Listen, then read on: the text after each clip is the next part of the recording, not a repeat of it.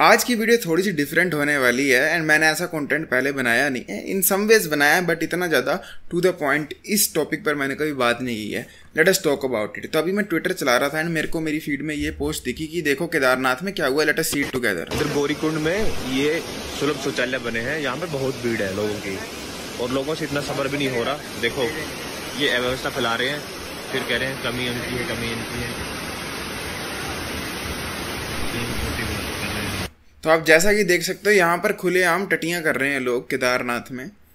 And मैं कभी केदारनाथ गया नहीं हूँ, मैं एक इसी तरह के रिलीजियस साइट पे गया हूँ जो कि है वैष्णो देवी। एंड मैं पीक टूरिज्म के समय पे गया था, जुलाई में 2023 के जून या जुलाई में या मार्च अप्रैल में, I don't remember, but peak में गया था। एंड इतनी प्यारी व्यवस्था की है वहाँ पर सरकार ने, इतनी प्यारी व्यवस्था। आपको हर 100-150 मीटर के बाद एक वॉशरूम मिलेगा। इतने सारे वॉशरूम है वहाँ पर, इतने सारे। एंड मैं सरकास्टिकली नहीं कह रहा हूँ, सीरियसली कह रहा हूँ, माँ की कसम है, जो भी गया ही विल नो कि कितने सारे और कितनी हाई स्टैंडर्ड के वॉशरूम है वहाँ पर। ट्रेन स्टेशन जैसे नहीं है, अच्छे वाले। मेरे साथ वहाँ क्या हुआ, मैं जैसे ही गया तो पूरे रास्ते में जितना वो ट्रैक है, सफ़र है, उस पूरे रास्ते में मेरे को हर 10 to 15 मीटर से बाद एक डाइपर पोटी से लथपथ हुआ वहाँ पर येलो कलर का दिख रहा था अपने लेफ्ट राइट। तो मेरे मन में डिस्गस्ट आ रहा था और मुझे तरस आ रहा था कि यार मतलब हम लोग सरकार पे सवाल उठा लेते हैं बट सरकार भी क्या करे, बाथरूम से ज़्यादा तुम क्या करोगे। तुम सरकार होते तो बाथरूम के सिवा तुम क्या ही बना सकते हो, और उधर कुछ नहीं बना सकते। बट स्टिल वहाँ पर डाइपर ही डाइपर रास्ते में पड़े हुए थे क्योंकि लोग सिविक सेंस ही नहीं है। एंड वो लोग लोकल्स नहीं थे, वो जम्मू के नहीं थे, वो कश्मीर के भी नहीं थे, वो हिमाचल के नहीं थे, पंजाब के भी नहीं थे। वो जो डाइपर फेंक रहे थे वो कहीं और के थे, लोअर स्टेट्स के थे, जो जितनी भी नॉर्थ इंडिया के नीचे की स्टेट्स आती हैं, स्पेशली दिल्ली के नीचे वाली। वो मैंने ऑब्जर्वेशन की, मुझे बुरा लगा। उसके बाद मेरे साथ सबसे गंदी चीज़ हुई, जैसे ही वहाँ पर मंदिर के पास हम पहुँचे, वहाँ पर एक लाइन लगी थी, कम से कम 500 मीटर्स की, हाफ किलोमीटर की लाइन होगी वो। एंड आप अगर वैष्णो देवी गए हो यू विल नो मैं किस लाइन की बात कर रहा हूँ, जो सुबह सुबह लगती है आरती के समय। आरती से पहले लग जाती है लंबी लाइन, जहाँ पर आप अपने जूते पहले खोल देते हो, आप अपने बैग को लॉकर में रख देते हो ताकि आप सीधा अंदर जाओ, आरती में दर्शन करो एंड वापस बाहर आ जाओ। उस लाइन में मैं बैठा हूँ, कम से कम 2 घंटे बिना नींद के बैठा हूँ, परेशान होकर बैठा हुआ हूँ। मेरे राइट में एक नलका था जहाँ पर आप मुंह धो सकते हो, हाथ धो सकते हो। वहाँ पर एक लड़की ने अपना पजामा खोला और पोटी कर कर चली। लड़की बच्ची नहीं थी, एटलीस्ट मेरी उम्र की लड़की।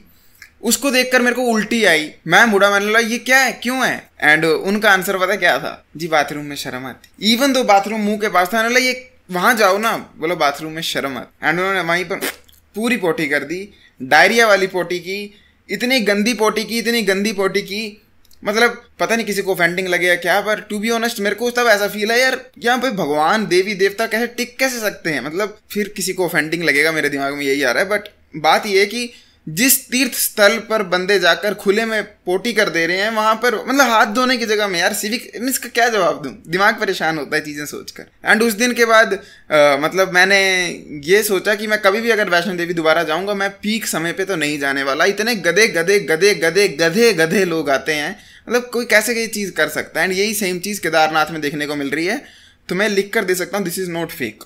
अब मैं आपको बताता हूँ मेरे डिस्ट्रिक्ट में क्या हो रहा है। मैं चंबा से हूँ एंड चंबा में मनी महेश है, बहुत फेमस ये भी यात्रा है, यहाँ भी पीक टूरिज्म चला है इस वक्त। आप देखो ये क्या हाल बनाया है, let us see it together. Money Mahesh का दूसरा चेहरा, इनके द्वारा फैलाया हुआ कूड़ा आप देखिए ना, डंपिंग। और आप मानो चाहे ना मानो, जिस तरह से श्रीखंड में परले आया ना, इस तरह से इधर भी परले आएगा। मैं लोकल लोगों से गुजारिश करूंगा कि आप लोग देख सकते हो कितने बुरे हाल से यहाँ पर गंद फैलाया हुआ है। इतनी सुंदर जगह है मनी महेश, इतना सुंदर है चंबा, यहाँ पर पूरा साल गंद नहीं होता, जैसे यात्रा चलती है ये गंद फैल जाता है। अब मैं आप लोगों से पूछता हूँ, इंडिया की जितनी भी मोस्ट पॉपुलेटेड स्टेट्स हैं, वहां पर पोल्यूशन क्या धरती की वजह से है, क्या उस जमीन में गंद मचा हुआ है। मान लो एक जगह है चांदपुर नाम की, और चांदपुर नाम की जगह में इंडिया में सबसे ज्यादा पोल्यूशन दिखने को मिलता है। क्वेश्चन मैं आप लोगों से पूछता हूँ, वो चांदपुर की जमीन पोल्यूशन बनाती है, वो चांदपुर का इन्वायरमेंट में पोल्यूशन है, वो चांदपुर में जो सूरज की किरणें हैं वो पोल्यूशन लेके आती हैं, या जो चांदपुर के लोग हैं उनके जीन में पोल्यूशन है, या फिर वो जो चांदपुर के लोग हैं वो लोग अपने काम से पोल्यूशन लेकर आते हैं, वो गंद मचाते हैं। कौन पोल्यूशन लेकर आता है? किसी भी ज़मीन में, किसी भी धरती में पोल्यूशन कर्ज से नहीं आता है कि यहाँ पर एक हमने श्राप दिया, यहाँ हमेशा पोल्यूशन रहेगा। नहीं, it is about the people who live there. जो बंदा जहाँ रहता है, जिस एरिया में जिस तरह के लोग रहते हैं, वो एरिया भी वैसा ही बन जाता है। हम ये लाइन कहते हैं ना, we are the sum of 5 people we live with. Same way हमारी जमीन भी sum of the people we live there होती है। हमारा air pollution, sound pollution, water pollution भी sum of the people that live there होता है। किसी एरिया में अगर साफ वातावरण है, इट मीन्स वहाँ के लोग ही वैसे हैं जो कि उसे साफ रख रहे हैं। आई नो ये बात पिंच की है हमें, बहुत जोर से दिल पे लगी। मेरे को रेसिज्म कह दिया जाएगा, पता नहीं क्या क्या कह दिया जाएगा कि मैं ये कर रहा हूँ वो कर रहा हूँ। बट क्वेश्चन अपने आप से पूछो भाई, सिंपल लॉजिक है, किसी भी धरती में पोल्यूशन आसमान से नहीं आता है, वहां के लोग क्रिएट करते हैं। एंड सेम चीज आपको इन जैसे एरियाज पे देखने को मिलेगी जहां भी लोग आएंगे। एंड ये लोग कहां से आते हैं मेरे को बताने की जरूरत नहीं है, ये एक पर्टिकुलर सेट ऑफ स्टेट से लोग आते हैं जो कि ये गंद मचाते हैं यहाँ पर आकर। एंड ये सब कुछ देखने के बाद मेरे दिमाग में सिर्फ ये क्वेश्चन आता है कि भोलेनाथ जैसी सुप्रीम पावर, जो कि देवों के देव है, महादेव हैं, वो इंडिया से दूर क्यों रहते हैं? वो कहाँ रहते हैं? कैलाश पर्वत पर। एंड कैलाश पर्वत कहाँ पर है? चाइना में। वैसे तो ये इलॉजिकल बात कह रहा हूँ मैं, बहुत ज़्यादा इमोशनल कह रहा हूँ, रिलीजियस कह रहा हूँ, आप लोग मानोगे नहीं, इवन मैं भी नहीं मानूंगा। बट 2 सेकंड के लिए सोचो, ये सारा गंद फंद देखने के बाद जो केदारनाथ में होता है, वैष्णो देवी में होता है, मनी महेश में होता है, एंड किसी भी आप रिलीजियस साइट पर चले जाओ इंडिया में, वहाँ पर होता है, ये सब देखने के बाद मुझे ऐसा लगता है, ऐसा एक थॉट अराइज होता है कि व्हाट इफ भोलेनाथ जानबूझकर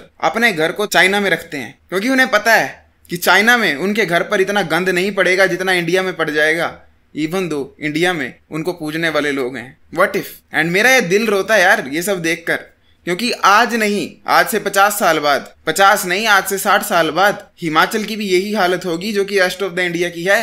एंड बाकी इंडिया की ऐसी हालत होगी जो कि आज दिन तक हिस्ट्री में नहीं हुई। इतना गंद मचेगा हर जगह पे। एंड मैं मोरल पुलिसिंग कर सकता हूँ, वही मोरल साइंस की बातें कह सकता हूँ कि गंद मत मचाओ, ये मत मचाओ, बट कुछ होता नहीं है। इस वीडियो पर भी आप लोग कमेंट करोगे पैशन के साथ कि हाँ भाई ये वो कुछ नहीं होने वाला है, क्योंकि आप लोगों की कुछ गलती नहीं है।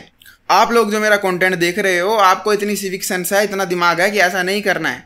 जो ये गंद मचा रहे हैं वो कोई और ही ब्रीड है जो कि कभी आपको इस टाइप की वीडियोस में मिलेगी भी नहीं। एंड इसका क्या सोल्यूशन है? Sorry, I have no idea. I can only observe and give my observations. Thank you for watching this video. Proceed.